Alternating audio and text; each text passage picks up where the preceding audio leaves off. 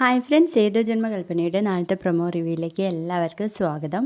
അങ്ങനെ ഇന്ന് വന്നതുപോലെ തന്നെ കുറച്ച് അയൽപ്പക്കക്കാർ നാളെയും വരുന്നുണ്ട് അശ്വിനെ കാണാൻ വേണ്ടി. എന്നിട്ട് ശ്രുതിയോട് പറയുന്നുണ്ട്, അശ്വിനെ കാണാൻ നല്ല ഭംഗിയുണ്ട്, ഇപ്പോൾ നിങ്ങളെ രണ്ടാളെയും കണ്ടാൽ കൃഷ്ണനും രാധയും പോലെ ഉണ്ട് എന്ന് പറയുമ്പോഴേക്കും നമ്മുടെ അശ്വിനാണെങ്കിൽ ദേഷ്യം പിടിച്ചങ്ങ് കയറി പോവാണ്. പിന്നാലെ നമ്മുടെ ശ്രുതിയും പോകുന്നുണ്ട്. അപ്പോഴേക്കും ശ്രുതി അവിടുന്ന് തടഞ്ഞു വീഴാൻ വേണ്ടിയിട്ട് പോവുകയും അശ്വിൻ ശ്രുതിയെ പിടിക്കുകയും കുറച്ചു നേരം കണ്ണിലേക്ക് നോക്കി നിന്നിട്ട് ചേർത്തങ്ങ് പിടിക്കാണ് കേട്ടോ ശ്രുതിയെ.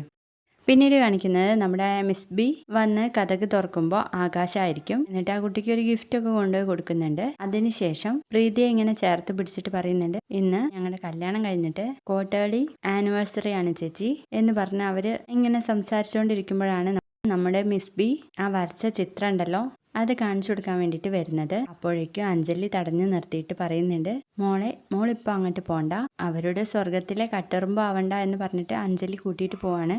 മിസ് ബി ആണെങ്കിൽ ആകാശിനിങ്ങനെ തിരിഞ്ഞു നോക്കിയിട്ടാട്ടോ പോകുന്നത്.